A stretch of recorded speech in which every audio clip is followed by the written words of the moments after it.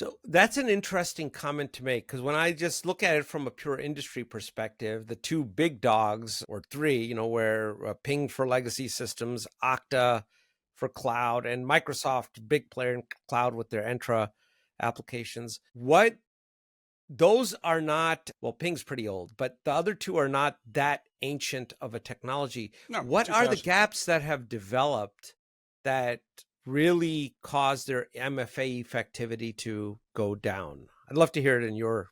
Yeah. So if they're deploying, I don't want to get into the specific names of the products, but if you're deploying, like take Tycoon 2FA right now Okay. today, that targets its primary target is going to be people logging into Microsoft 365. Not that that's a problem, but that's just a high value target because a lot Sure. of people log into it.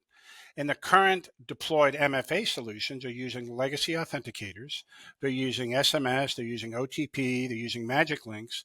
Those are fundamentally, as we've seen with FIDO and stuff like that, Yeah. those are fundamentally not secure. They can be phished very easily. Now, 3 or 4 years ago, when they rolled out their solutions, they had an MFA solution that was better than not having an MFA solution because the cost of attacking that MFA solution was expensive, right? And it often required a very sophisticated threat actor that had to understand infrastructure, had to understand how to stand up a solution, had to understand how to do reconnaissance, attack you, get your information, then sell it on the dark web, right? Yep. That is not the case today.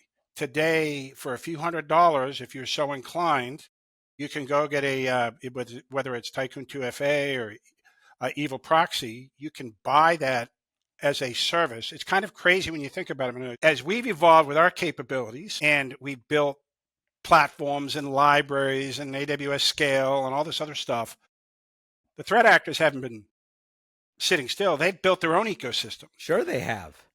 And they've And gotten highly efficient.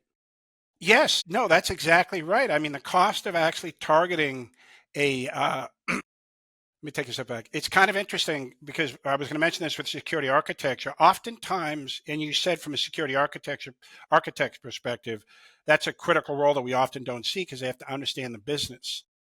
Well, when you go to your boss and you say, we need to make an investment in phishing resistant MFA or the next thing that you think is appropriate, oftentimes you'll get, well, we haven't had a breach, right? Oh, So we must be safe.